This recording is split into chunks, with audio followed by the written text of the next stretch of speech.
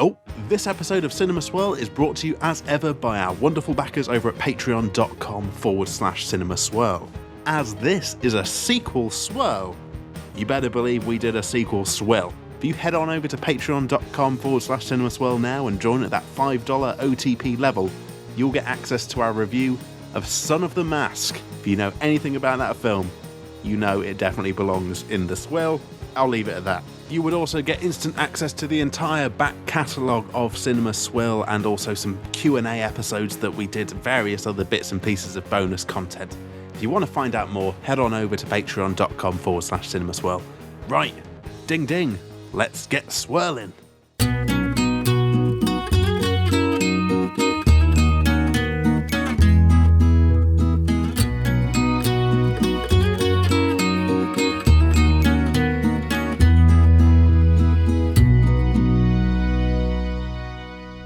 Cinema Swirl! Your ladyships, it's episode number 86, coming to you from the pristine garden party of Hollywood, romping through all the delicate doilied finger-cut sandwiches of Hollywood movies that my OTP Sam Chaplin, hello, has not seen. It's me, your old pal Cowboy Kevin. How are you doing today, Sam? Are you excited for, surprisingly, a sequel to our popular Sequel Swirl series? It's another Sequel Swirl. I'm fine, thank you, Kevin. I'm doing quite well. I would like to watch a Rocky film. We're gonna watch the 4th Rocky film. And it's Rocky on 4. Prime. It's on Prime. It's on Prime. It's on Prime. We don't have to fucking rent it. We could just press the play and it's on because we've got the subscription. Rocky We 4. have a rolling subscription in the hopes. What it is we do is we get a rolling subscription and we hope that the movies that you decide to vote for might be on there. Otherwise, it's off to the DVD shop for Sam and I. And I tell you what, I hope Rocky's going to be rolling with those punches because he is a boxer and he loves boxing and it's always a fun time. Yeah, I'm excited. This was a sequel swirl vote. We also had perennial runner-up loser, always go in the sequels, and everyone's like, yeah. When y'all gonna admit that you just don't like Ghostbusters that much? It's fine. Look, it's all right. You get over Ghostbusters it. wasn't even in there this time because it's such a continuous loser. Ghostbusters as a franchise, which has really kind of earned its UK at the Eurovision stripes in recent years, it feels like. Like, we're not even going to bother putting it in and we'll all feel... Nope.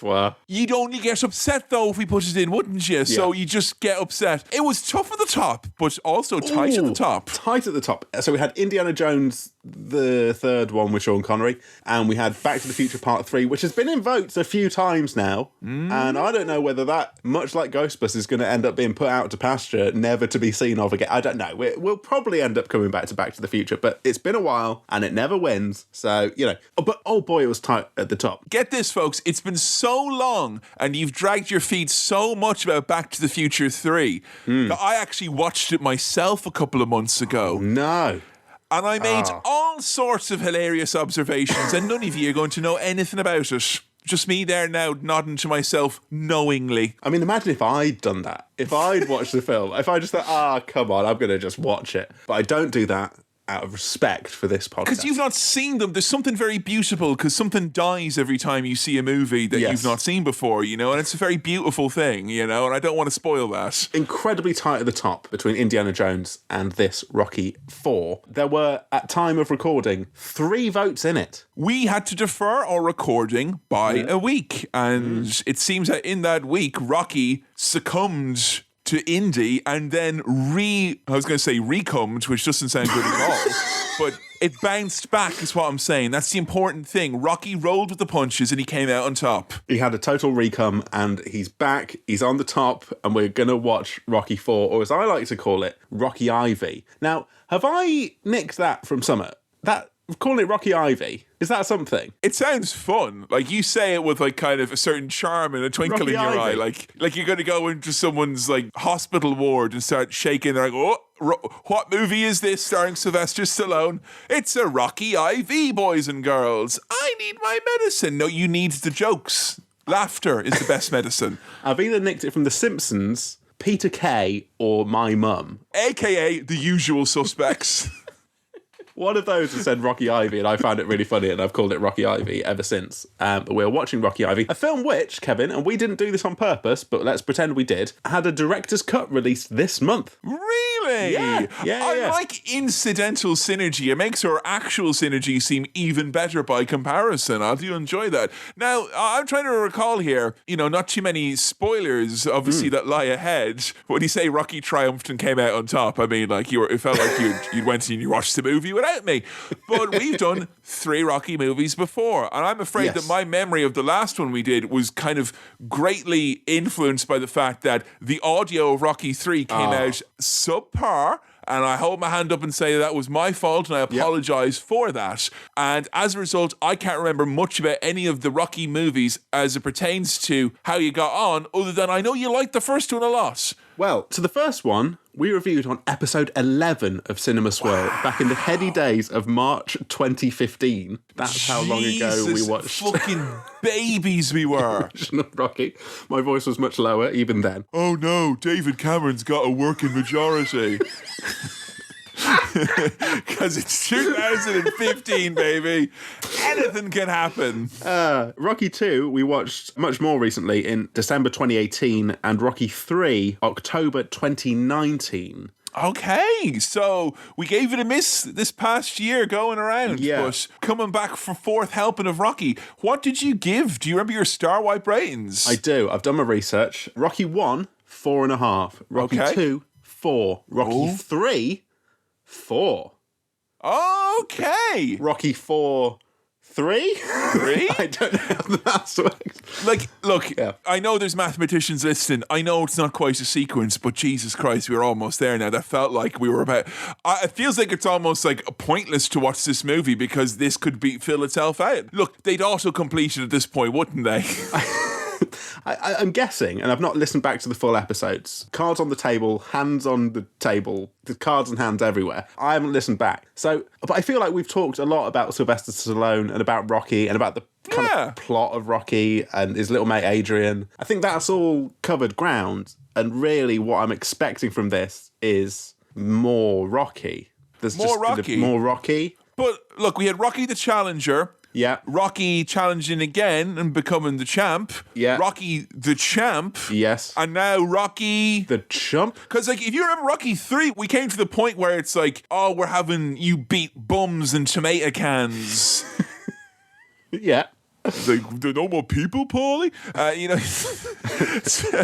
So, like, I'm just wondering where you think the Rocky story goes, given that we do have another Rocky movie after this, and then another, and then 2 Creed movies that come. Refresh my memory. Is he on top of the world after Rocky 3, or has he? Yes. Has he been beaten? No, he was on top of the world, and then he was rocked off, and then he got back on top of the world by becoming super best friends with his former rival, and they focused on him becoming light on his feet and changing his body and becoming a different kind of Rocky to beat the brute force of Clubber Lang, which he did. Yes. And that's pretty much it. As it pertains to the other characters, everyone was just sitting by and watching Rocky having a good time, is what I'm saying. But I just want you to guess, it's Rocky 4. We're in the heady 80s now. Where do you think Rocky's going? What's the story at this point? Well, I think one of them died, right? Mickey the trainer died, didn't he? Yeah, Mick died because of the intensity of Clubber Lang. He was too much. Yeah. Too intense. Where's Rocky going to go from here? Well, he can only go... He's at the top, right? Yeah. He can either continue to be at the top, or he can go down. Those are our 2 options for Rocky. He can't go further up. He's at the top. There's no status quo for Rocky. I think he might go down again. I think there's going to be a new young challenger who's going to take him on, and he's going to have to... Because he's becoming the kind of grizzled old veteran at this point, isn't he? He's getting on a bit. So you think it's going to be him versus some young punk kid, is that it? Yeah. Do you know anything about his rival in this movie, who he faces? It's not Hulk Hogan or Mr. T anymore. No. I don't know. I don't know who else is involved. No. Who would you have Rocky face, at this point? Who would you have him face? What type of a character? Because he's faced some intense individuals, but he's also faced, obviously, Apollo Creed, very silver-tongued individual as well. So what type of a Rocky matchup are you after? Now, I think in a boxing match within the 4 sides of a boxing ring, Mr. Blobby would be an absolute wild card. I don't know what kind of fighter you're going to get. Yeah, and I don't know what would happen if you hit him, because he would just be like, Yeah. Would it go in? Like, Would it just, he looks soft, doesn't he? Yeah. Would he just crumple? On the topic of Mr. Blobby, something I found recently is an absolute deluge online of paparazzi pictures of the man who performed as Mr. Blobby leaving his London flat with the Mr. Blobby suit in a massive big tarp. And every time it's just like a regular lad with a big black fucking body bag behind him going, huh? And like, we got him. He's not actually Mr. Blobby, is he? What's Noel going on about? That's who I want Rocky to fight. But not the bloke in the suit, or the bloke who has custody of Mr. Blobby. I want Mr. Blobby in there fighting, and I think he'd be a But you speak of that, but Blobby would use tricks like the custard, as you said, the custody attacks of Mr. Blobby. He'd resort to that, wouldn't he? Oh, boxing tricks. There'd be gunge everywhere, custard everywhere. What they do is they fill your boxing glove full of gunge, so it's much heavier when you punch him with it. Like it was the mercury of its day. That's what I want. I don't know who Rocky's facing, but I'm fully expecting just more of the Rocky goodness. I mean, you like Rocky so far. I mean, it's always been a romp, and I will point out in advance, this is a lean, mean 90-minute movie, and if you can say it in 90 minutes, please fucking say it. Thank you very much. Please. Yes. I like that a lot. Please. This is a lean, mean Rocky movie, and I'm not just saying that because he cut weight in Rocky 3, so we've got a lot to look forward to. But before we go toe-to-toe with Sylvester Stallone's toes, why don't we look into the mailbag?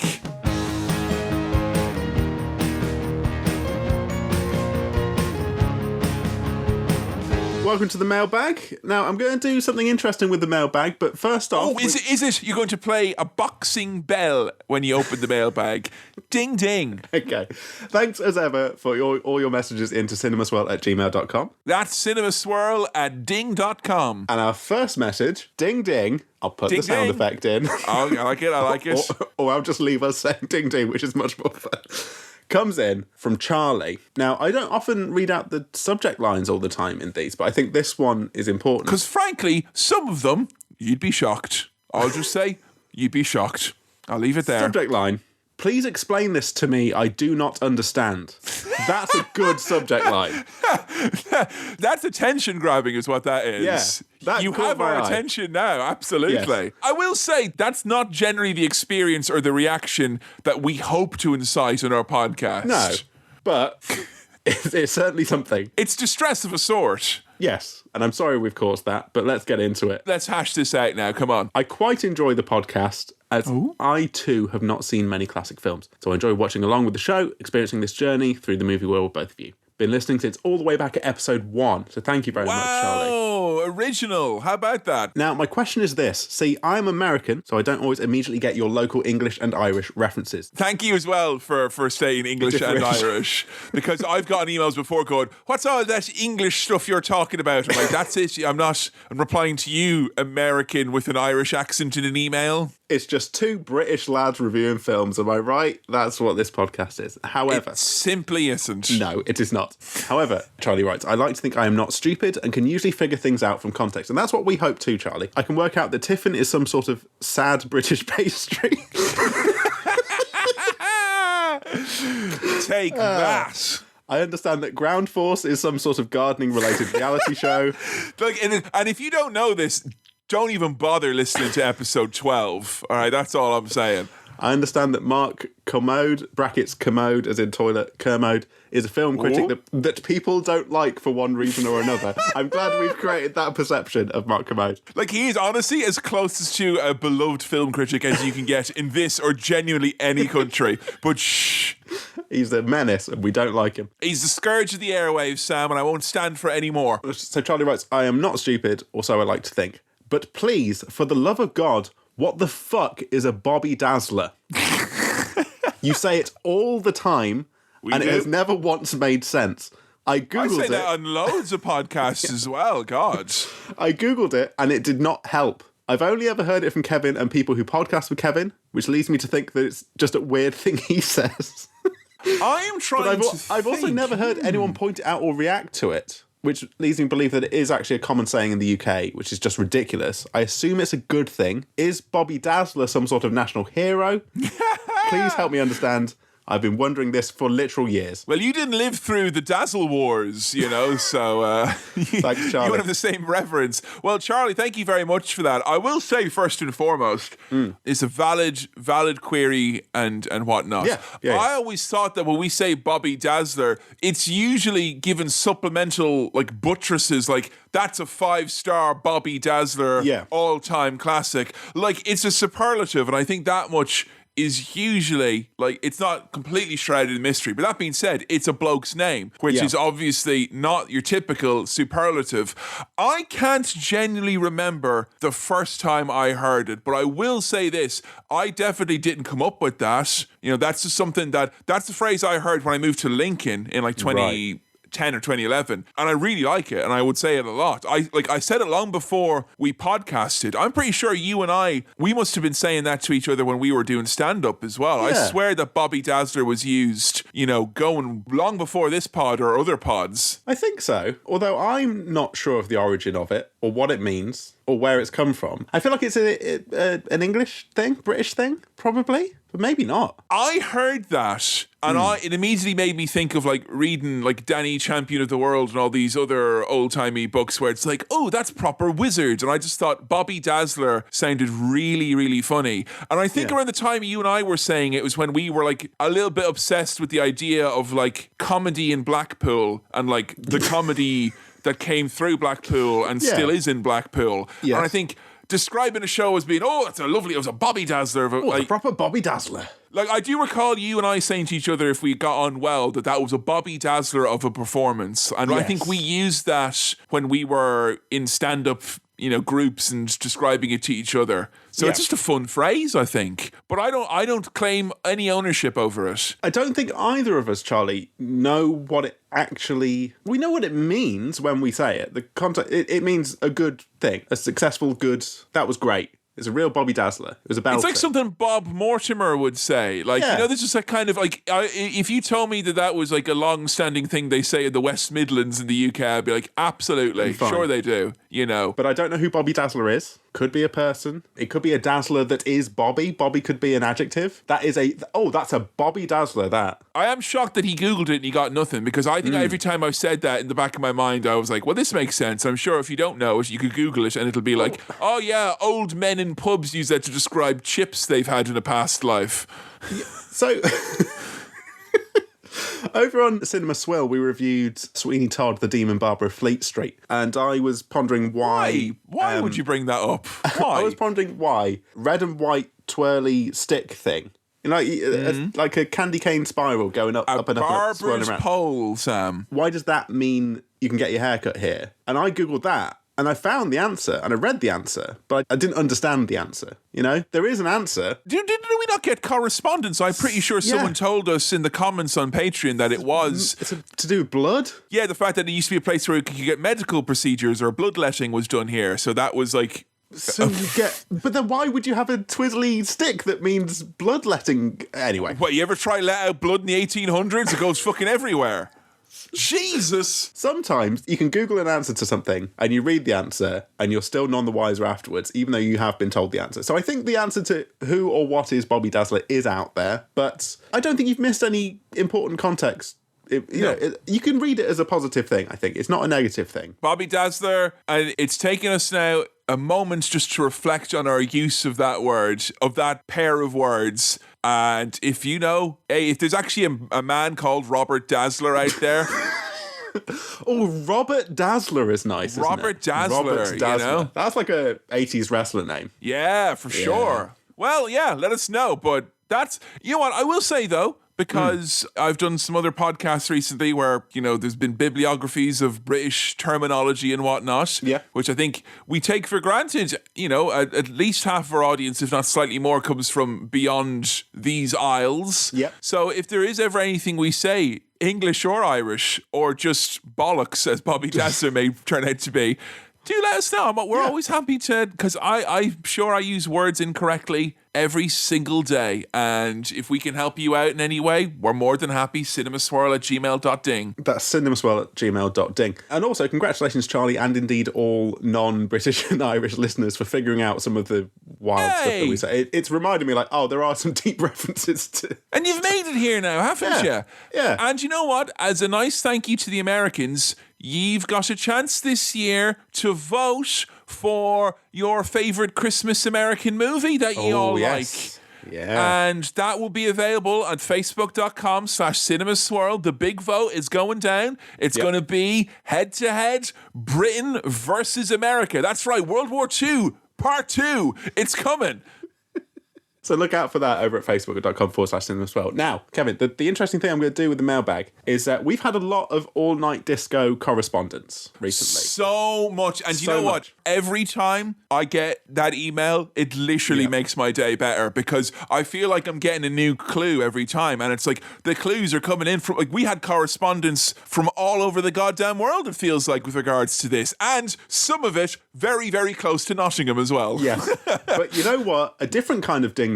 I think I might call time on all-night disco related correspondence, and in tribute to all of the great stuff we've had in. I mean, I'm sure it can still come in. But look, all I'm saying, he can call time on it, but if there's like a really fucking amazing, mind-blowing thing, you run right through time. It's a lock-in at that point. But I've got a big blowout of emails to read out here because there's some fabulous details. So I'm just going to go through them. Apologies to the people who sent these in. I might skip over a few bits and bobs, or we might go quite quick through them. But there is some fascinating stuff in all of these. And these are all precious to us as well. I hope you know that. Yes. Thank you so much for all of these. Jay writes, all right, boys, I've just listened to the Dirty Dancing episode, and the repeated mention of overnight disco has awoken memories within me that I was unaware I possessed. I'm not from anywhere near Nottingham, central Scotland, if you must know. Okay, all right. This is a viable data point. I'm liking it. But my town had a similar thing. Now, this wasn't run by the school. It was instead run by a youth centre. It was called a lock-in.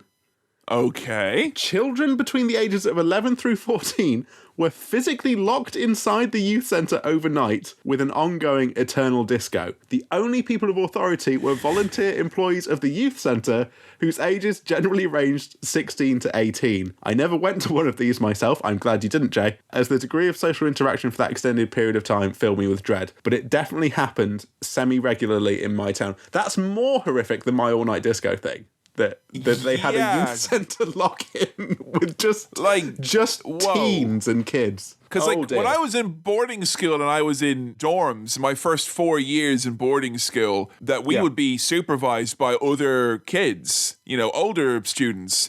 And some of them were the dirt worse because they would just take it as an opportunity to, it was the fucking Stanford experiment, I guess. Like, give people power over their prisoners. They're going to act a little bit different. Some were fine. But like some of the stuff that happened was absolutely bananas and could only happen when children are in charge of other fucking children. But at least that was in the same building, 4 or 5 stories down and 3 or 4 hectares across. There would have been a teacher there. Yeah. They weren't locked in the room either. Jesus! Jay, that sounds like absolute chaos, and I hope it's not happening anymore. So thank you for that. Amy writes, lads, I've been loving all the mailbag chat about all-night school discos, and although I don't have a dance-a-thon to add to the mix, it has stirred up a middle school memory of my own that involved out-of-hours middle school fun. Let me guess, it's an all-night homework club. Yay! I grew up in Oxford in the 90s/2000s, and when I was in year 7-ish, my middle school, in retrospect, unfortunately named ISIS Middle School. Uh-oh. Oh, dear. Oh, did they have to do that like the dog from Downton Abbey and they had to like get rid of the school then? Like when it was like, sorry, it's not popular anymore. We'll have to take him around back. Like, I took the dog ISIS to my man of murders to kill him. Oh, for a long time in Nottingham, there was a nightclub called ISIS that was just been abandoned and just stood there with this massive sign on it that said ISIS. Very sad, very weird. ISIS, join the caliphate of a great night out. Caliphate, more like calamate, am I right? I'll stop now, I'm sorry. The middle school staged a 24-hour basketball marathon from 6 a.m. on Saturday to 6 a.m. on Sunday. The idea was enough 6 a.m. on Saturday. There would be a constant stream of 20-minute basketball games going on for the whole time with enough kids in different teams. Can you just imagine the noise of like 1,000 basketballs all going at once at 6 a.m. on a Saturday? Amy writes that the issue was, because this was roughly 2001, health and safety and student welfare wasn't quite at the peak that it is today. Students who weren't playing basketball at any given moment could just have free reign of the whole school. So people were running riot in this science lab. I'm going to say it right now. It would have been fucking easy to be a teacher back then. You could do any old fucking shit. So 24-hour basketball marathon. That's great stuff. That's so horrible. I can't believe that was a thing. It's literally the loudest sport you could play for 24 hours as well. I mean, so Sam has written in, not me, to say that Sam spent a year living in California with some family. During this time, my then 18-year-old cousin graduated from high school. I was invited to the ceremony, which was every bit how you imagined it. He didn't choose to go to his prom, but he opted for a grad all-nighter event, which was held at Disneyland in Hollywood. Sorry, okay, this does sound made up at this point. Yeah. I was in California. We went to Disneyland in Hollywood. We stayed there all night. Russell Crowe was there and said I was cool and gave me a Dreamcast. Yeah, right. So apparently all the rides were open. There was free food and heavily discounted grad night merch. A whole bunch of Californian schools all there, all overnight. The park at its capacity. I mean, that just sounds... the tickets were very expensive, apparently, but yeah, that sounds I would say they'd have to be. But then again, for the children of the OC, anything is possible. I know this because once a week I watch an episode of the OC when I'm waking up on Sunday morning, and I'll go, Jesus, the excess. And they haven't even graduated yet, so we'll find out, I guess. We'll find out. More North American nonsense here. Andrew gives us an account of... Oh, I was in Hollywood for my graduation and they made a new movie starring me and my friends. So this is about... And then we got to go to the premiere. So there's some information here about Bandcamp and that kind of thing. So the people who played in the band... Sorry, this is Bandcamp, not where the music of Cinema Swirl is available to download. Which I think, still download. You can still do. This is a camp for band students, is what we mean. Yes. And when we mean band students, those who play music, not those students who have unfortunately been cancelled because of their hateful student views. Yes. So it wasn't a sleepaway camp, apart from the last day. And on that last day, that sleepaway day, they play some pranks. Now, the one bit I just want to mention from this, I'm sorry, Andrew, for skipping over your story. As good as it is, we are kind of having to go through these at a rapid pace. I remember that we spray painted the band field and someone brought a toilet, brackets unused, for us to put in the middle of the field. So that's so prank, American, isn't it? Dude, we put a toilet in the middle of the homecoming game. Do you know what they did in my school? They let the air out of the housemaster's tires and tried to egg the principal's house. We didn't have toilets to be put in places, did we? There's some of that kind of stuff here, but the thing that really caught my eye was we just put a toilet in the middle of the field. Did you all break into song and dance then when you did that? Because I've watched some high school stuff and I believe that's usually what happens in those cases. They've said they were driving around town, going to like the band director's house at 2 a.m. to play instruments loudly on the front lawn, that kind of stuff. You know, high school hijinks. What we started off with here was a discussion about all-night confinement of children, and that was very, very innocently enough, and you've spoilt it now with your chat of teenage hijinks, which is not what this was. You're literally talking about being a teenager in a car doing whatever you want. We were talking about teenagers in a fucking gym who aren't able to do what they want unless what they want to do is dance all night and every day. Okay, final one here, and we're going to wrap this all up. There was a bit of this that I really enjoyed, and I'm going to go through it. Mike has written this.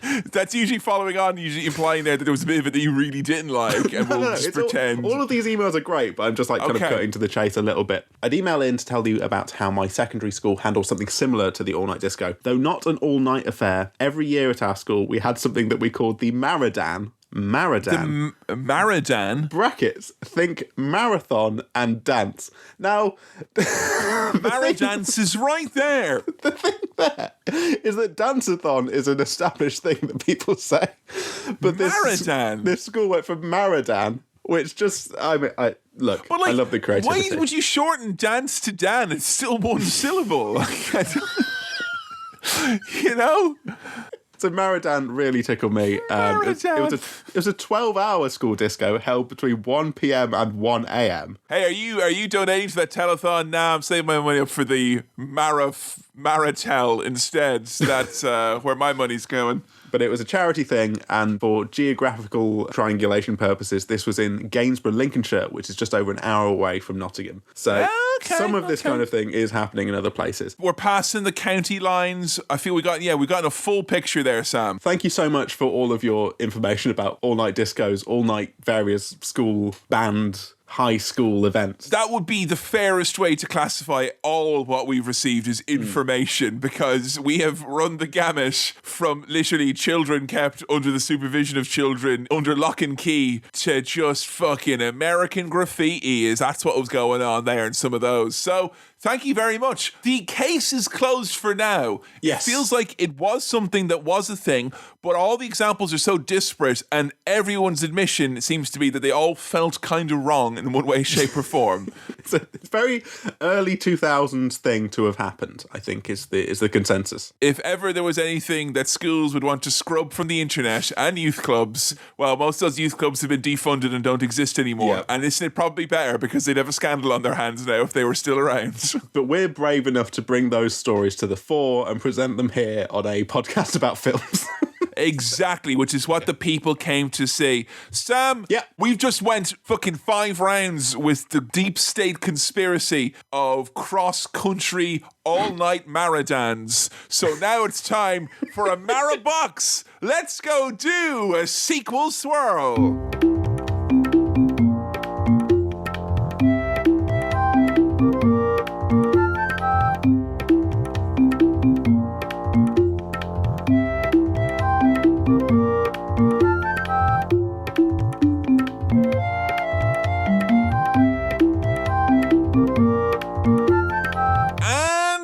Back. Ding that dong. We're back with Rocky 4 and the continuation of the great story and saga that we saw in Rocky 3. Oh my good God in heaven. What a fun time I had. How did you get on, Sam? Initial gut reactions to the 4th Rocky film. It's a film full of montages. It's not a real film. The whole thing is a 90-minute montage, but it's great. Oh. I enjoyed it. I don't think that it's bad, because it's more of the thing that we love. A bit of Rocky. Fucking A. I couldn't have put it better myself. That is such a, like, in the nicest way possible.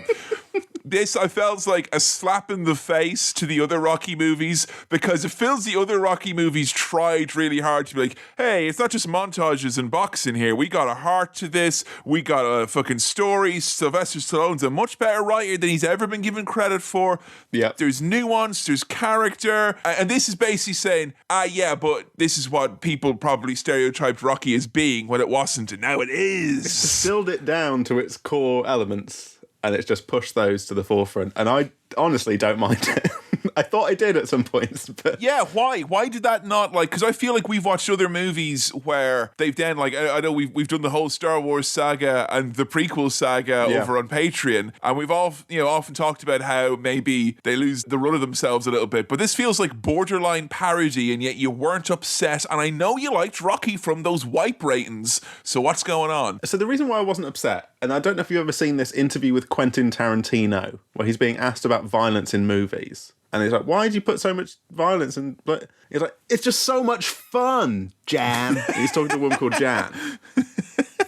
But I enjoy it. I just had fucking fun watching Rocky. Like, I can't... This film has its issues, sure. But I did not feel bored. I had a good time. I enjoyed it. I feel like we're at the end of the episode, but like I had a great time with Rocky. Look, for a movie that I could generously advertise as being 65% new footage, I have a funny feeling this won't be a particularly long day at the office somehow. Look, I had a good time. I mean, we get Eye of the Tiger straight up as we start. Like that. Appreciate the continuity. Yeah. I like the exploding gloves. I like the recap. Previously on AMC's The Rocky, it was always very much like my hand is being held. Yeah. if you start where the last one ended, and it has this nice kind of, it's basically the movie equivalent of what it's like listening to this podcast non-stop as you go to bed, basically. I know there's people who do that, and you've got the same start and the same end every time, and it makes nice and buttoned. Rocky's pretty much the same. I think if I could guess one franchise I could watch entirety in a day full of Christmas and or festive dinner, it would probably be the Rocky movies. I think I could easily do them all. Yeah, I reckon so. It's a very bingeable movie series. I really love the boxing gloves kind of spinning around on a black background like they're the fucking Mastermind trophy. That was fun. I can't remember if that was from the last movie or not. Do you think that it was, just from your opinion, did you find the movie particularly, what's a nicer word than jingoistic? But like, I think a lot of people at the time took it as like Rocky's being used as a political tool to beat the Soviet Union over the head with the Cold War. And I was wondering, like, obviously not being American or Russian, if it affected your viewing of it at all, if you thought that it kind of coloured this in any way. You know, I'm always wanting the politics to be left out of it, but Rocky basically boxed politics in this movie. He boxed politics. I guess it might be more effective if I was watching it at time of initial release, you know. But now that sort of seems like fairly distant and historical, even though it's not that long ago. But you I know, what but the Cold War can't help but feeling quaint by comparison to modern wars and problems, you know? Yeah. There's something about, the Cold War, you know? This was just quite quaint, you know? It's fine, yeah. One of those nice cottage wars, you know, the good old days, you know? And then Britain like, we can do it too, let's have the Falklands War. No, not like that, you big Egypts. You're not meant to do any fighting. It's implied.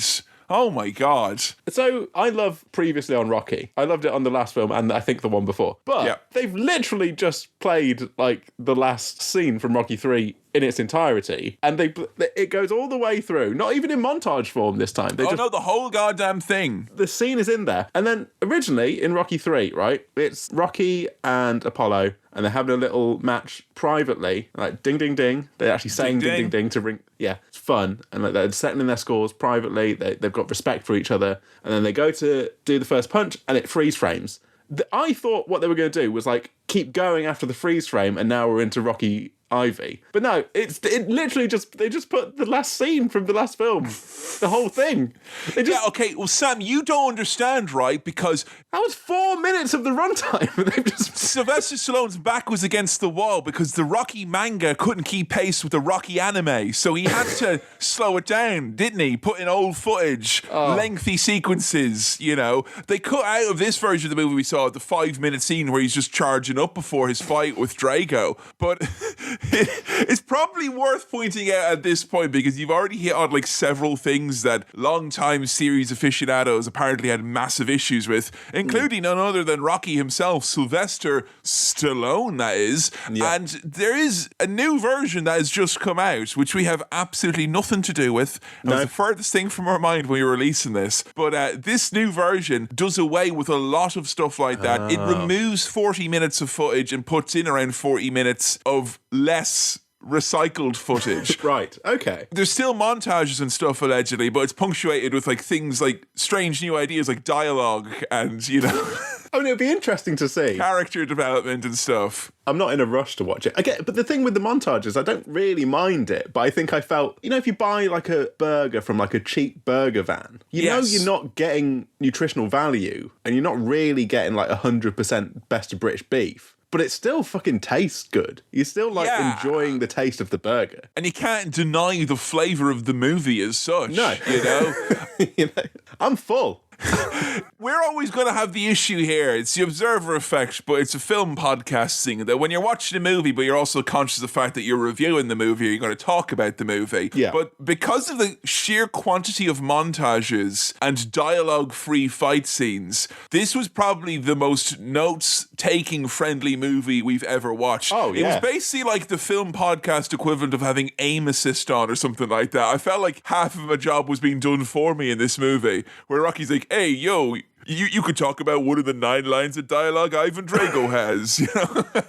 Thanks, Rocky. You've got all the time in the world to write that down. Very cute that Rocky Jr., who is he called Rocky Jr.? He is Rocky Jr., isn't he? Rocky. Yeah, Rocky's kid. sure. Yeah, I think so. Rocky Whatever. Jr. He's got like a JVC video camera, and I really enjoyed the cuts between regular footage and kind of 80s and 90s black and white shaky cam footage of Rocky. Yes. I thought that was, fun. And I like Rocky's hat as well. Yeah. It was all fun. I'm like, oh, Rocky's, getting nice gifts for everyone. But then, all right, here we go. Rocky has bought Paulie, his brother-in-law, a legitimate functioning birthday robot to be the comic relief character. Yo, happy Paulie birthday. I bought you a robot. Hey, I wish I had one of these when I was growing up, I could make it tell jokes, type them in. Happy birthday, Paulie. All right, look, I'll tell you one thing right now. I am currently, and have been for the past 6 or so months, tragically, without any sort of a record-playing device in my house. Okay. And as someone who often spends time on this podcast talking about how much I love the various scores and soundtracks, and many of them are now part of my collection, I felt very, very strongly about owning the Rocky IV soundtrack. Oh, fuck, it's good. Oh, my... Right.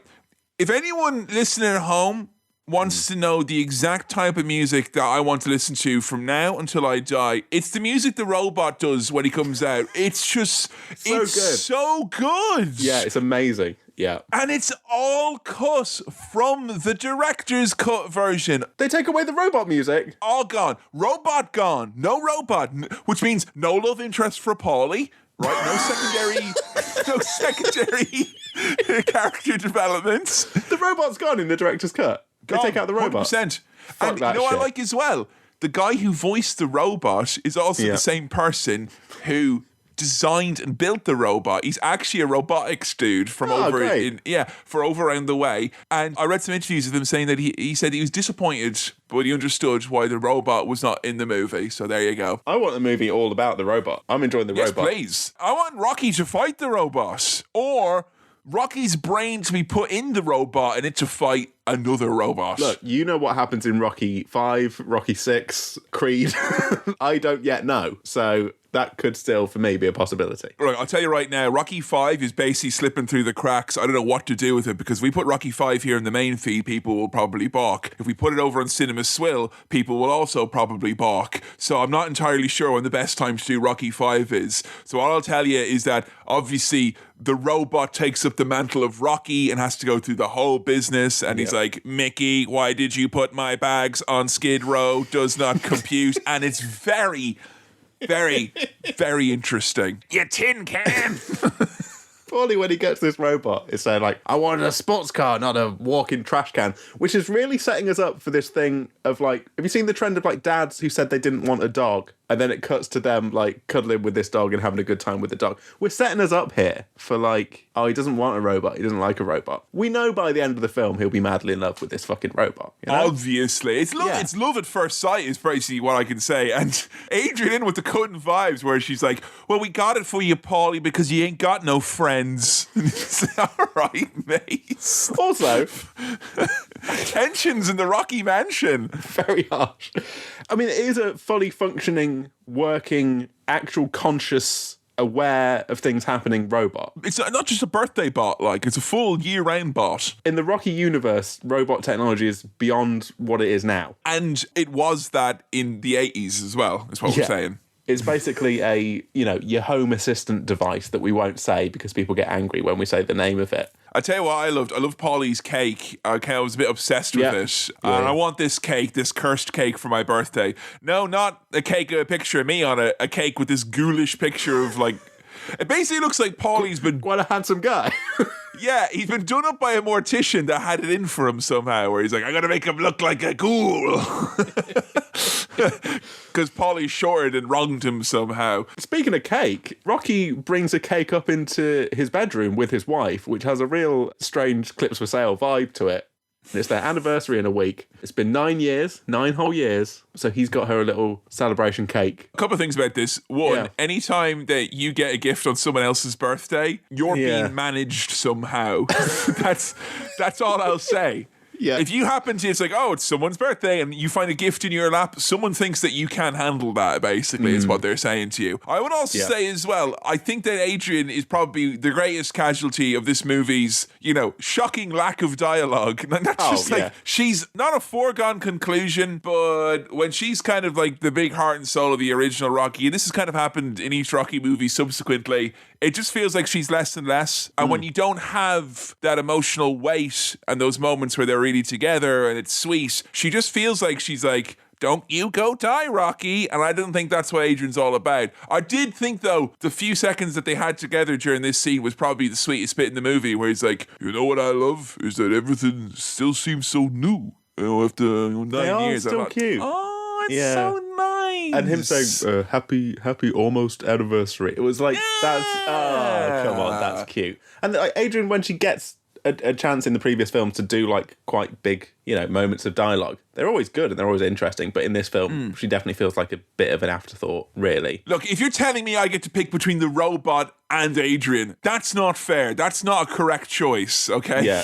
I don't want to pick between Rocky's little mate and Paulie's little robot mate. I don't want that to make that choice, all right? Can't they all just get along? I mean, come on. But look, I'll tell you what, you got to pick a side because the Russians are coming and it's the Cold War. And if you say that you're for the Americans, you're a son of a gun. And if you say you're for the Russians, you're a son of a gun. So it feels like you can't say anything these days about the Cold War. I've been locked up in jail. Yeah, this fancy Russian boxer is making waves over in Soviet Russia. But those are in like unsanctioned amateur boxing bouts. That don't mean nothing. I mean, the waves I want to see are the waves created by Apollo Creed's beloved dogs in his pool, which was fun until it became overwhelmingly apparent how unsanitary that must be. I just want to hang around in a big pool full of child's piss and dog shit. Yay!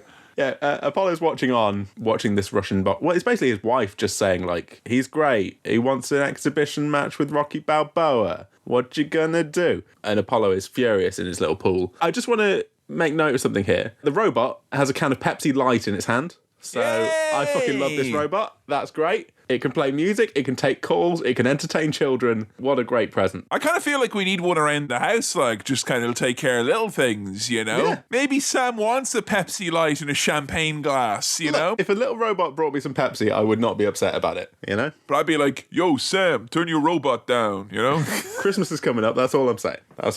Probably one of the reasons why I would like to see that director's cut eventually is because there's a lot of stuff here where I feel like they're just on the cusp of like making a very good kind of point or like showing you a bit of commentary, but then they kind of like stop shy of it because you've got Rocky hanging out with a robot and then over with the Russians.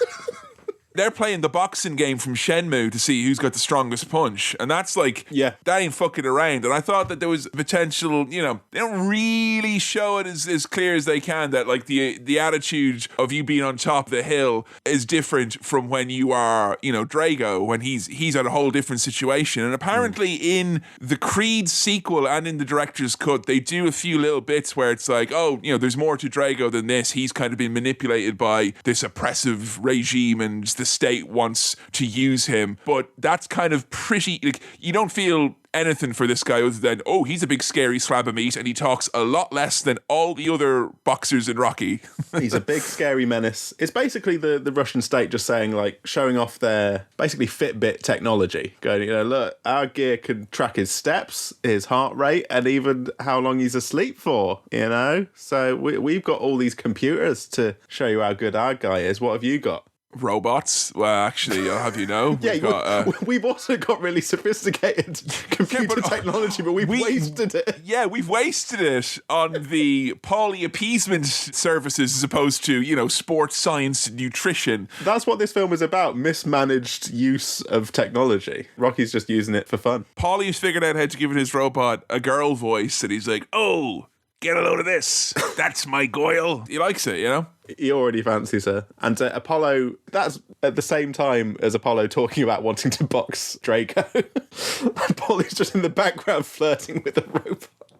How do they cut this out of the director's cut? There's literally bleeps and bloops going on in the background and whirs and just blurring and pixelating the robot. Did you notice? I always forget that we did actually review it on Patreon. We did do Popeye. Adrian was straight up dressed as Olive Oil here. She had the red cardigan with the nice kind of white pea collar and the long black dress. She was basically just Olive Oil here, and she's like, Rocky, Apollo, you can't fight them.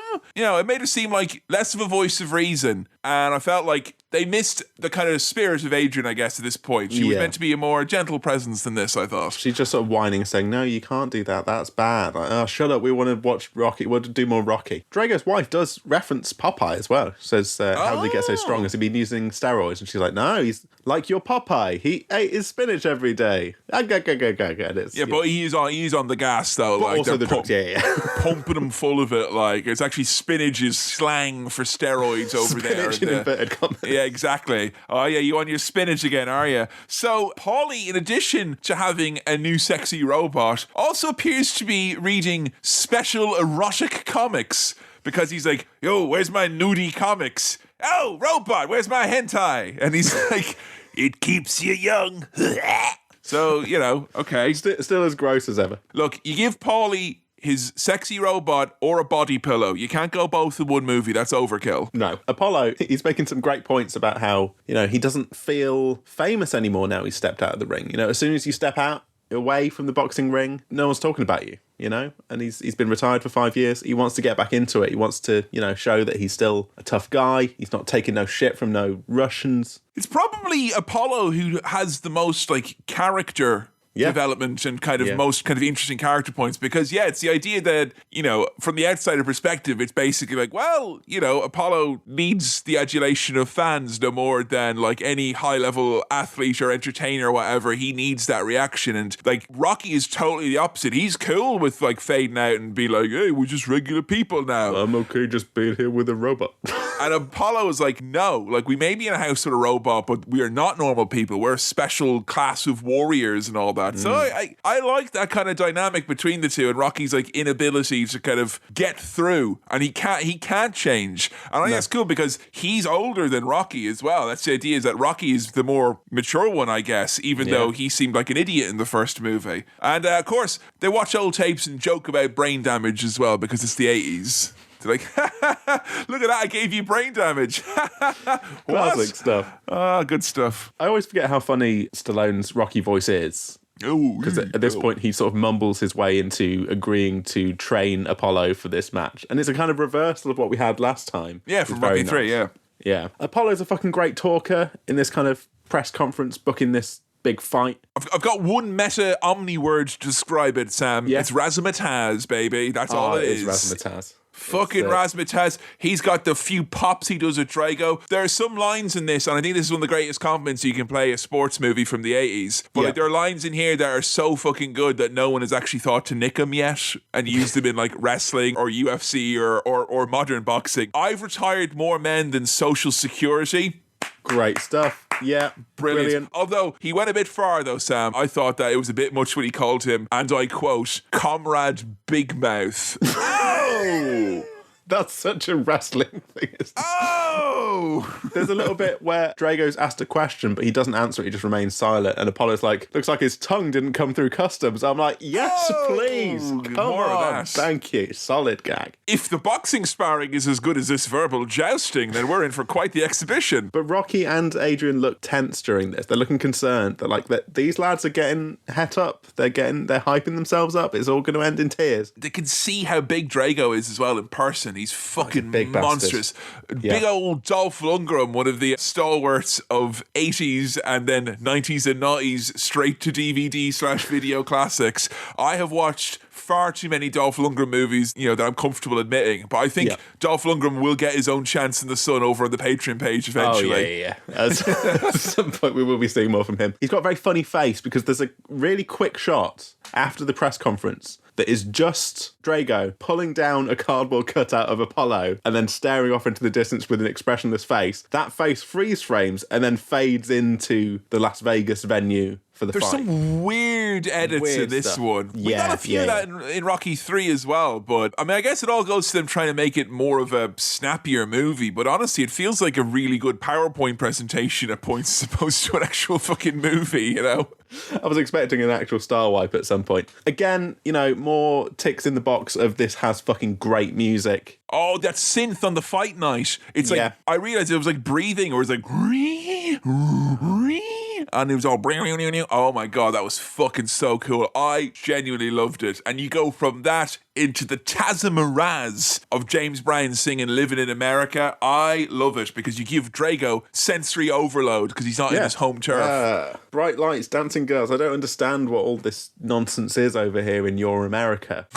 Well, you wouldn't, mate, because I'm coming down in front of a giant bull for some reason. It's Vegas, baby. It's an exhibition fight. We can have fun. This is going to be great. Yeah, Apollo Creed has got what I refer to here as his day one pre-order DLC outfit. He's got if he was a DVD, he'd have a steelbook case, this lad, with absolutely. interchangeable art cards. It was something else. It looks great. Meanwhile, Rocky, Paulie, and Duke, I believe, have got matching Hugo Boss hoodies on, and they look like a bunch of fucking dogs in the background. Red, white, and blue, I think. I knew Apollo was in a bad way when you heard that the punch effects from Drago were much more severe sounding than anyone that Apollo could do. Yeah. I would have had my ear open and would have given up after a round thinking, there's no way, like, you know, if you heard that, it sounds like a fucking traction engine being used to dismantle a car. It's something else. The build up to the fight, by the way, takes a real long time. And I got this constant sense that they're like trying to pad out the runtime of this movie. They wrote the script and it wasn't long enough for a feature film, but they thought, well, we'll just get loads of footage and it'll be fine. I mean, this is a long sequence. Big musical number. Big musical number, big fight, over-the-top sound effects, whatever it is. If you were like on the fence about the Rocky sound effects in previous movies, this ain't the movie for you because they dial it up to literally fucking 11 here. And I love this part of the movie so much because it is basically, in attempting to show you a fever dream of what it's like in boxing over the top, it literally just becomes that. It feels like a fever dream. It feels like all the spectacle of a 3-hour boxing event distills down into 5 minutes. The mustache on the fucking ring announcer gave me like David Lynch vibes. It didn't seem like a real person. I have a fun story about the first time I saw this movie, which would have been when I was a university student in Galway. And in the house I lived in, we were up kind of halfway up a spirally road that went up to the top of a hill. It was all one big estate, but there was this big spirally road. And at the top of the hill, there was a house that we had seen police cars outside of several times. And we assumed it was some sort of a crime house or perhaps a crime den. And there oftentimes would be like, you know, things would happen. We'd be peeking out the window going, oh my God, look, there's police coming out of there, whatever it may be. Me and two friends watched this movie. We all saw it for the first time. And when this scene was over, we looked out the window and saw that a car had come out of the crime house, done a big handbrake skid all the way down the spirally hill and crashed through the wall opposite our house, like drove through it. And there were cops everywhere. And we didn't notice because we were so into this movie. Like, literally the most interesting thing ever happened outside our house. They drove through a wall, Sam, at high speed. And there were like cops everywhere. And we were like, living in America. You probably thought the Foley and sound effects are a bit much this time around. You know? Yeah, sounds like a car crash. You've got, and here comes Drago, the right hand. Whoop. Instead of a helicopter overhead. Also, I can't let this go. Apollo being introduced as the Count of Monte Fisto. Oh, baby, it's the best name. Yes, please. Ivan's getting booed to fuck, so we can see where this is going. Because he's using those illegal slow motion punches. They should be banned by the Boxing Commission. They're awful. His first words are, "You will lose." Oh. Ooh. Oh, no. But yeah, the actual fight, you know, the fights are always good in Rocky. They always look good. I always have a good time. Yeah. I watch them and then I wish boxing was actually like that in real life. Which it isn't. It really Which isn't. it ain't. It absolutely ain't. Drago spends ages kind of dodging and weaving and then just goes in, I mean, literally in this case, for the kill, which is scary. Yeah, I think that like there is something legitimately terrifying about just the size of him. And I don't know how they put this together. All I know is that it is not without its risks. I know that Stallone said that he nearly felt like when he boxed, when they were doing their boxing bits in the movie, he said he thought he was going to die when he was facing him. Like he hit him so hard sometimes, often by accident.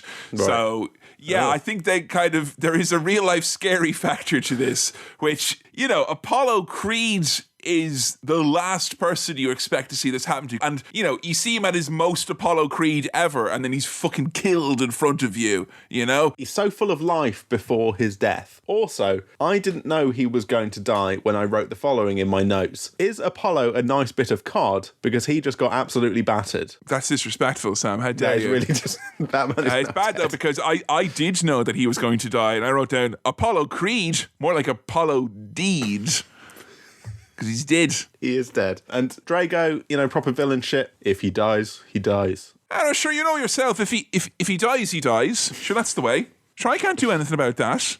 Don't be looking at me. Again, weird edits in this film. The fucking freeze frame on Drago's sweaty, menacing, I've just killed a man face. What a face. Pause on that, drenched in sweat, and then fade to Apollo Creed's actual funeral. I mean, what a cut. What a way to segue into it. So fucking good. Yeah. Also, as well, like, I've had a few times on this podcast, I've said how I would like, you know, basically this podcast has become my rolling document about how I would like my funeral to go down.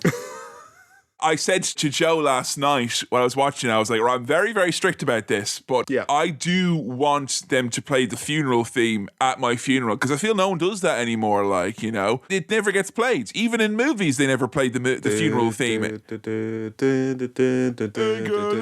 Yeah, and I said, you should play that. And then Joe said, oh, that'd be very morbid, wouldn't it? And I said, no, absolutely not, because that's the point then. Someone can go, oh, it's very morbid, isn't it? And then we go into the, hey, guys, this shouldn't be a morbid affair. Kevin wanted this to be a celebration of his life. Living in America. And then we get into it there. Now, look, that's obviously very difficult, and I wouldn't want to wish an unwanted tonal shift on any of my living friends or family at that point. No. So if you can't arrange that, and you heard it here now first, and my will shall be done, I want someone to promote a boxing match or a big fight at the funeral. I feel like Rocky here, he saw the opening and he went for it. He cut the fucking promo. He laid down the challenge. He laid down the ornate belt, and we got a fucking fight being booked. I mean, it's incredible stuff. Big business at a funeral is what it is. Yeah. If I'm still around, God forbid, when you go, or likewise, I will make sure there is big business going down at the funeral. And don't get it mixed up where someone's like, oh, this is a very sad and morbid affair. And they'd be like, hey, come on, everyone. Kevin would much rather a big fight be signed exclusively now between the heavyweight lineal boxing champion of the world. Don't do that. Oh, it's tempting though. Yeah, so, I mean, everyone in Rocky's life is slowly going, aren't they? You know, all of his mentors are dying. He's had to give up the world heavyweight title in order to accept a fight with Ivan Drago here. I'm assuming it's because of the International Boxing Federation's rules. He's laid it down. He doesn't want that title. He just wants to avenge his friend and make a point here. Also, I love the design of the little magazine covers that come up to like explain bits of the story every now and then. That's always fun. I love that. Like a newspaper cover, a magazine cover to explain something. Like the Bill and Ted fucking credit. Yeah, easy peasy. I love that shit. Yeah, that's always great. We have the big press event where the Soviets reveal that because of evolution, it's actually impossible for Rocky to win because his brain's not big enough. So, sorry. And when are they doing it, Kevin? When's this happening? Get this, right? It's happening on Christmas Day for no pay in fucking Russia. Who's booking this? Vince McMahon, like... Oh, come on, they need to see it down there in Russia. They love it. Like, good Lord, no pay. I feel they should have made a bigger deal of it being on Christmas. Like Rocky trying to horse in the turkey and the stuffing into him, and he has to go out and do the boxing. Jesus. Oh, God. Yeah, like Vicar of Dibley Christmas special meets Rocky is what I'm after here. The argument for why they've got to do it in Russia is that Drago's had, like, death threats over here in America because the Americans don't like it. Someone.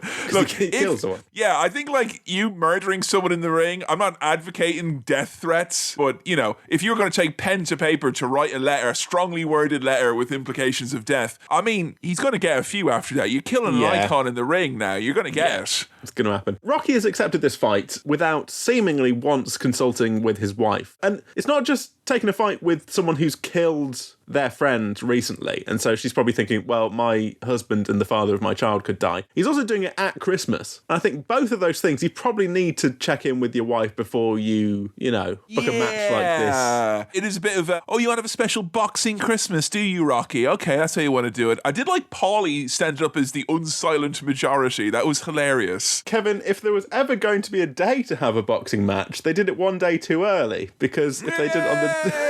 Because it's St. Stephen's Day. Yeah. Oh, that's good. That's good. They could have called it the St. Stephen's Day SmackDown, so they could. The press are swarming Adrian and saying, you know, what do you feel about this? And she doesn't even know, she doesn't know what's going on. She wants them to go away. Oh, these paparazzi, they were awful. They're almost as bad as the paparazzi in Diana the Musical, except they didn't even do a song and dance, the fuckers. They were even worse. And a lot of people are doing song and dances in this film, but not the paparazzi. Not the paparazzi. Rocky comes home. There's that real sad, you know, she's up on the stairs, he's down at the bottom. It's really dramatic looking, you know. Why'd you do it, Rocky? And she's like, we've had this chat before. And he's like, well, you know, I'm going to go and die then, I guess. Like, he's so fucking morbid. I don't want to change. I can't change who I am. I'm a fighter.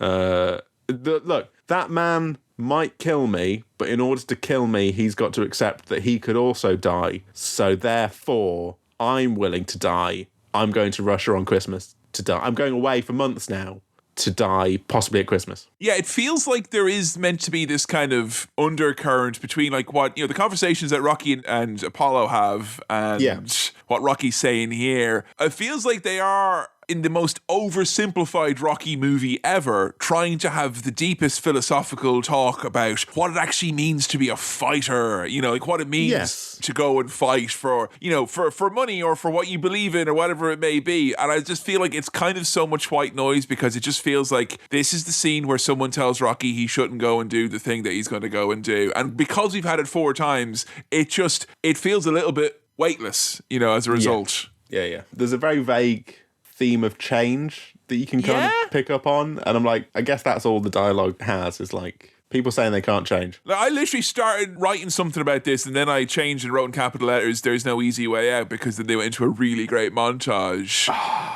There's no easy way out. Yeah.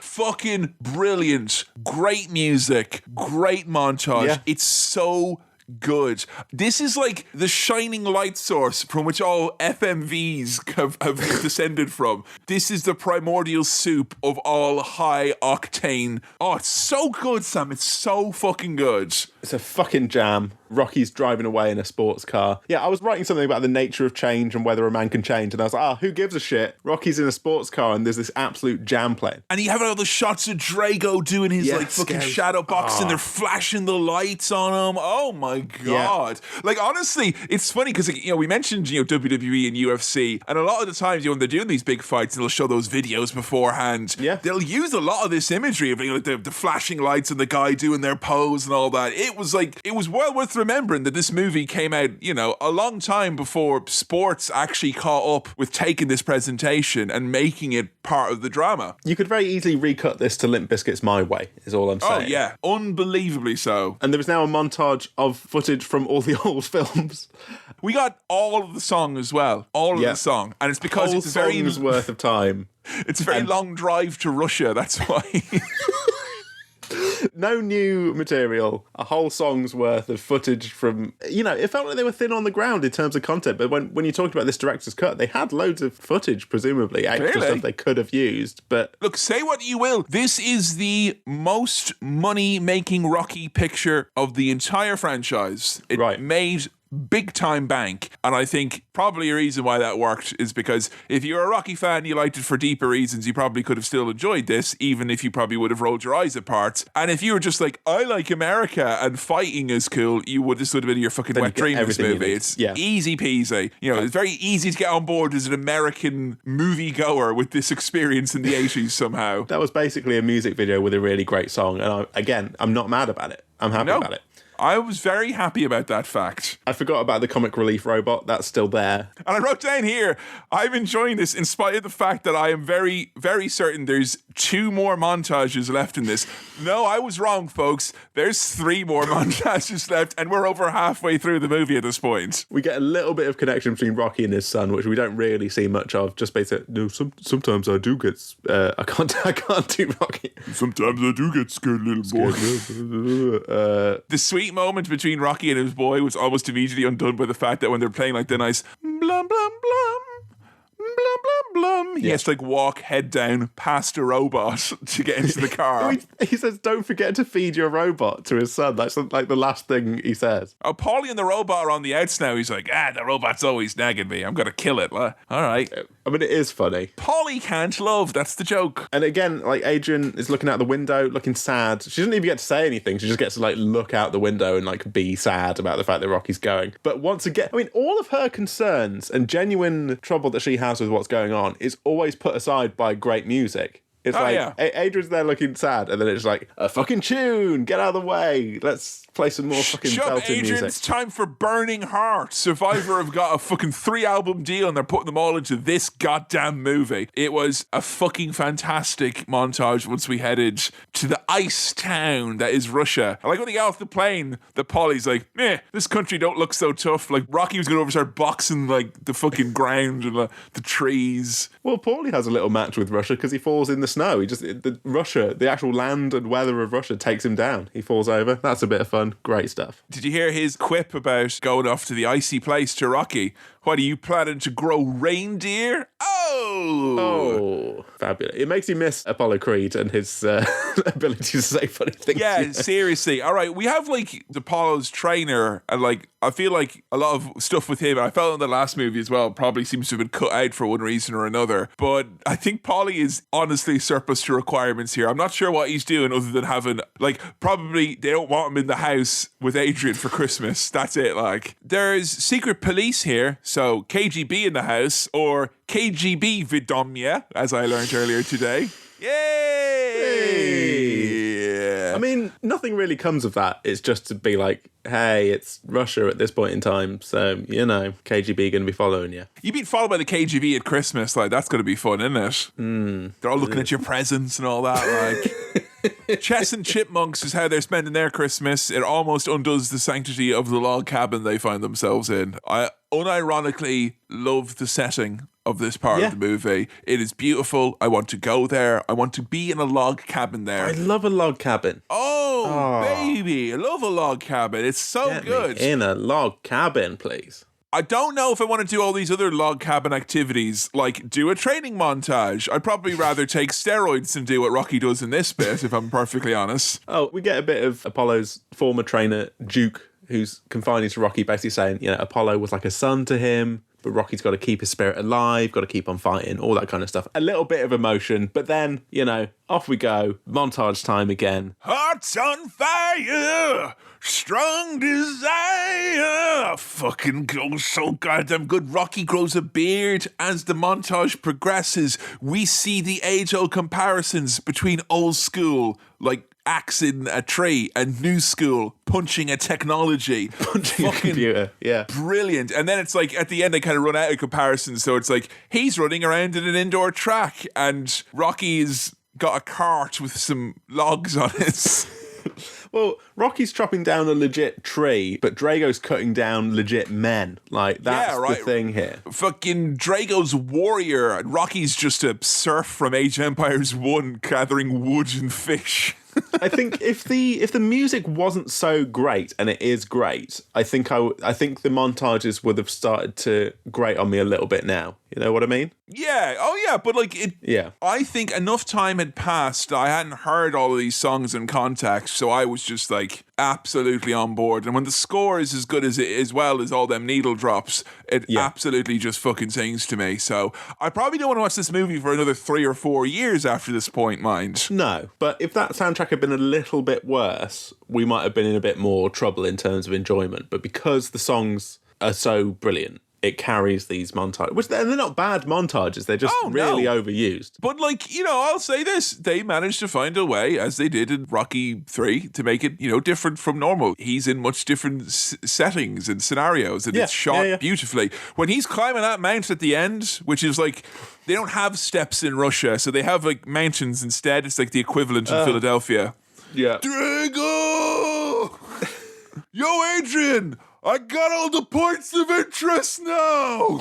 Well, I thought, right, that the montage has ended because Rocky sees Adrian, and I thought he was dreaming for a minute, but she's actually turned up to come and support him, and she loves him, and she wants to be there for him. Was the robot looking after the kid? What's going on? The thing, I was like, what's happening with Rocky Jr.? But yeah, the robot is literally looking after him. Fine. I thought that was the end of the montage, but we just go from that scene straight back into more of the same type of montage with the same message, the same thing, like Rocky's training is more real and grounded. Drago's training is all technology and computers and steroids and shit. Drago's running on a hill made out of machines. Rocky's running up an actual fucking mountain, mate, made out of mountain. Snow and mountain. And you know what I miss, and you don't see these days, and you don't need to see, but it's a shame? Helicopter shots, you know? It's a pre-drone aesthetic and look that we might never really get back. I've grown to appreciate drone shots recently, I like just because drone shots. I've seen some ones that made me kind of go, okay, you've used drones and a bit of technology to make it a less jarring experience that, like, my head has been taken off my body and is flying around the universe. But yeah, the copter shots here, or the chopper shots as they're also known, fucking There's glorious. something about filming out of a whirlybird that always, you know, feels expensive and fun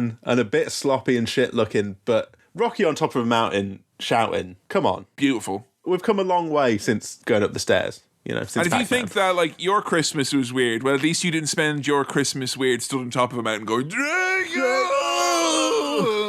It's the day of the big fight. Paulie has a very sweet moment where he reveals how absolutely fucked up he is, where he's like, Rocky, I can't say this, but I don't want to be me anymore, and if I could just pull out a zipper and be someone else, I wish you were inside of me. Get this man into therapy. Fuck me. Yeah, he doesn't need a robot. He needs something more serious. But yeah, it's day of the fight, and the crowd, the Russian crowd, booing the fuck out of Rocky, understandably. Look, I want to be very carefully how I tread here, because obviously I'm always giving the British Empire a hard time here. And far be it from me to be handing out praise to nasty regimes willy-nilly. Yep. And there's no good way... There's no good way I can continue the sentence, say what you will about the Soviet Union. But say what you will about the Soviet Union, they know how to dress an arena, be it chess, be it boxing, and they can belt out a national anthem, which happens to be, Yes. I'm sorry, objectively the best national anthem that any country or organization has ever put forward. It's just too good. And it's actually translated when it's na na na na na na. It's actually translated into living in the Soviet Union. And it's just, this is James Brown to these people. Right, say what you will, mate. When Rocky came out, I was singing God Save the Queen, and you can't stop me, no matter how hard you try. All right? Bit of Rocky, bit of best of British. It's what he's there for. He's fighting for king and country. You know? Meanwhile, his child and his child's friend, they're at home, and he's like, that's my dad! And his mates are like, I know, what do you think we are, nerds? In the background, the robot's got tinsel and a Santa hat on, and it's looking after children, bringing them milk and cookies. I mean, come on. That's the dream, isn't it? Like, you know? That's their Christmas day. That's Christmas day for those kids, being babysat by a robot. Look, if someone came to you when you were a child and said, look, you're not going to have Christmas with mum and dad this year. It's only for 1 year. It's not going to happen. And you're like, but then they're like, it's this robot. Not every kid, but I'd say a good Softens 6 out of the blow 10 a kids bit. would be like, you know what? I'm fine with this. For once. Yeah. 1 year. Okay. Give me the robot. Christmas robot. Yeah, I mean, the giant fucking Soviet portrait of Drago, the big, propaganda-looking With poster. the fireworks around it as well. Baby. It does look good. So It does look great. Yeah. Love it. Absolutely love it. It's so fucking brilliant. And he has another one of his iconic lines. I must break ye. Very good. I have in-depth notes for this fight here. Do you? Bop, bop, bop, bop, bop, bop, bop, bop, bop, bop, bop, bop, Yeah. bop. Wah, wah, wah, wah. That's the bigger punches. I've written down here, bish, bush, bop, bup, bup, bup. I mean, it's a real... There's a moment where they go down onto the mat and the announcer's like, it's become a literal gutter war. And it's like, is there any way boxers can fight on the floor? And it's all like, look at them writhing around in the gutter like a bunch of fucking tramps. Like, what? They're just fighting on the ground. That's grand. I mean, the Foley and the sound effects are still very silly sounding. Yes, my favourite one being, whoopa! That's the best one.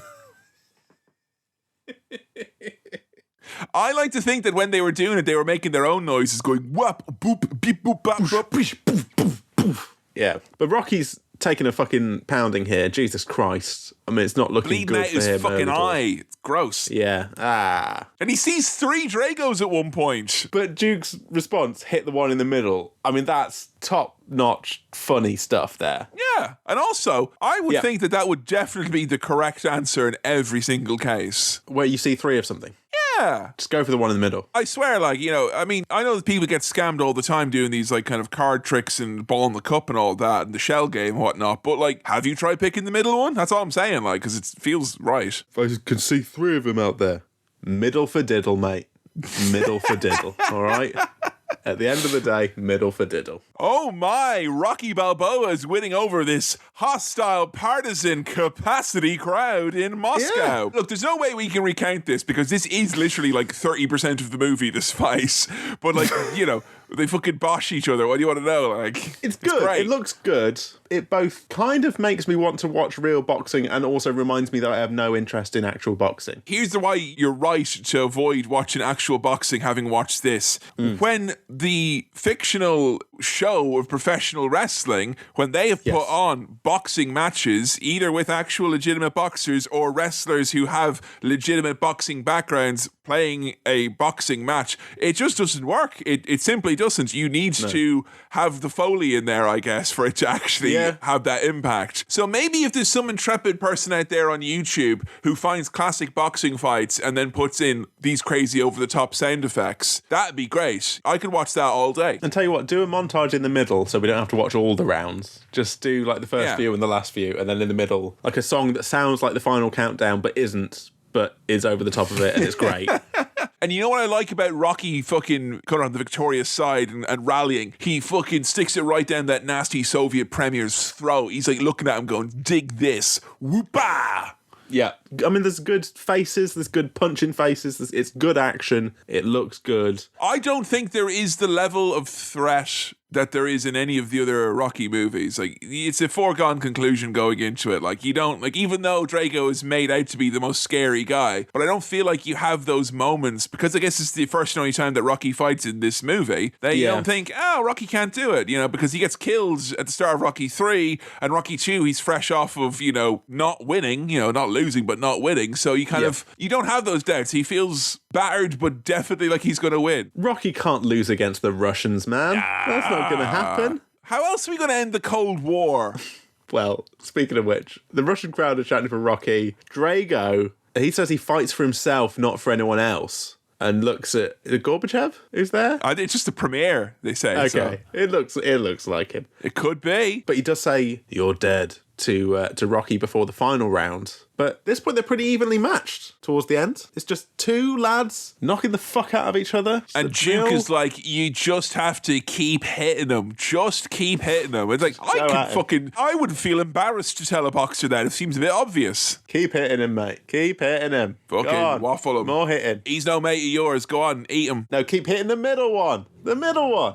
Middle for diddle. Go on, hit him. The music being timed with the final punches. Yeah, that's cool. Great. Drago's down. Rocky's won. He's lifted up on the shoulders of everyone. Even the Russian crowd are happy. And he cuts the speech here.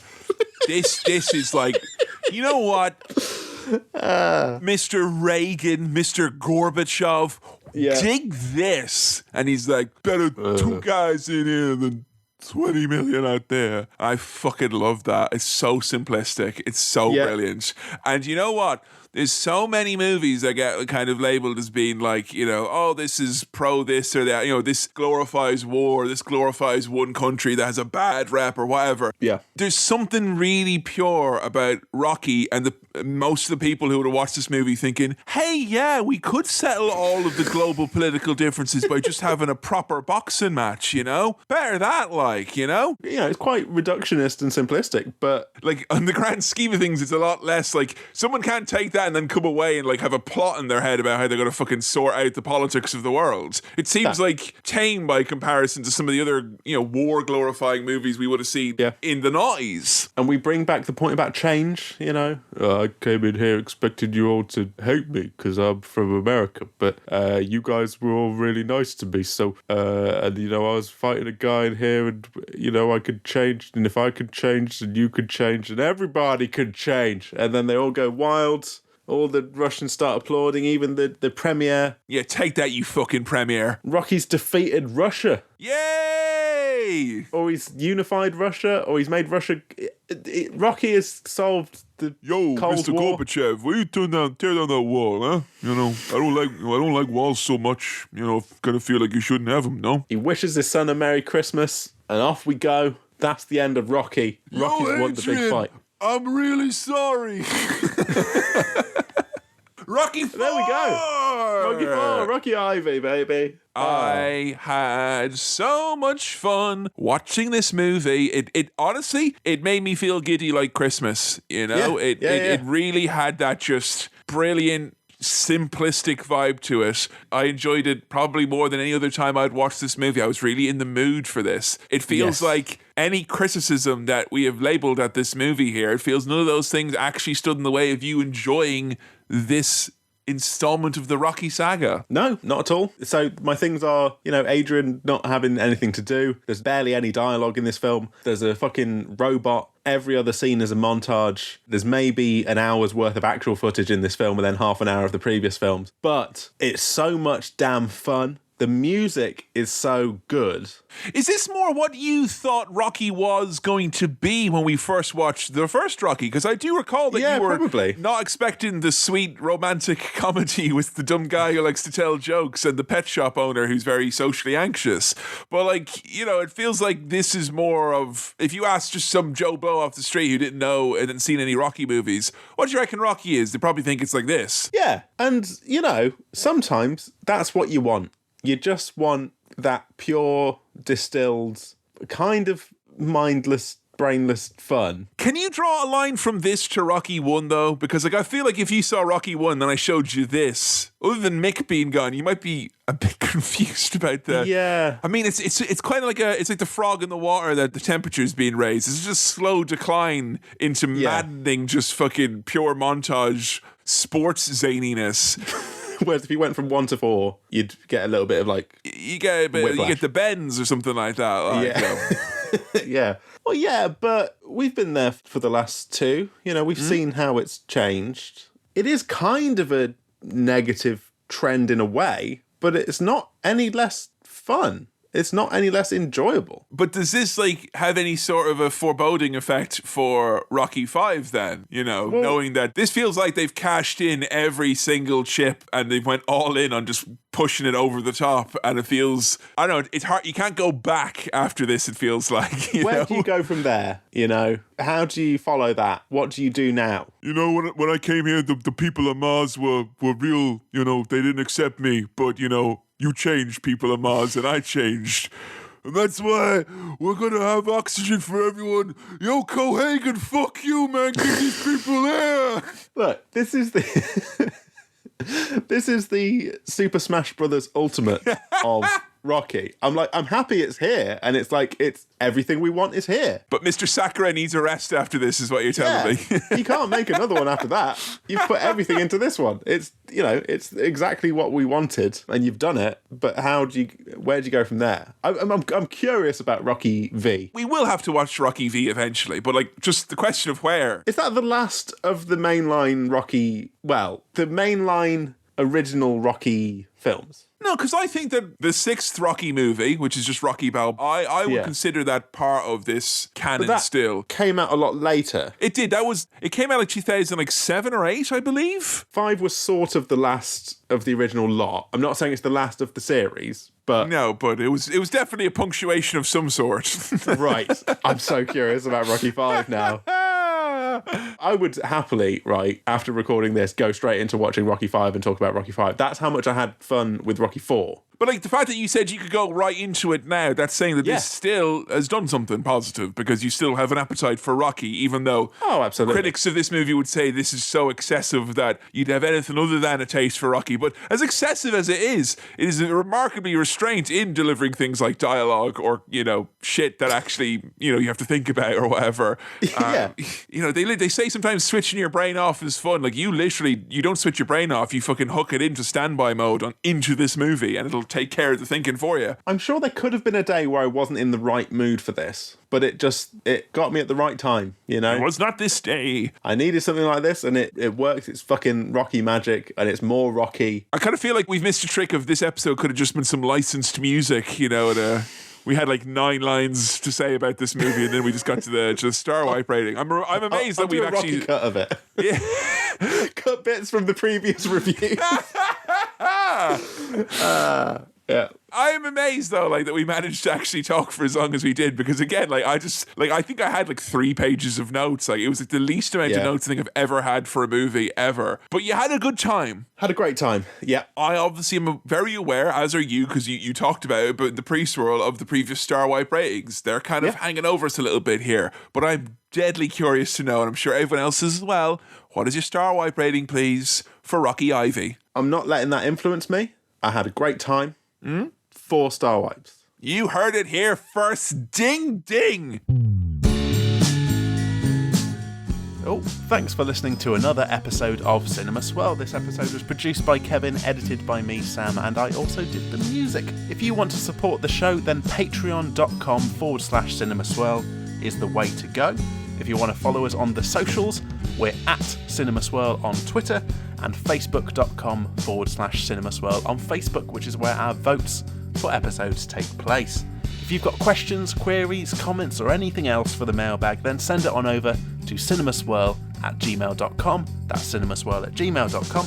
Please do keep recommending the show to your friends if you think they'll like it, or even if you don't think they'll like it, just recommend it anyway. Oh, and if there are any bits in recent episodes that you think would make particularly nice video clips, the kind of thing we've had on our socials recently, then send us a tweet and let us know. Alright, we'll see you next time. Cheers, bye.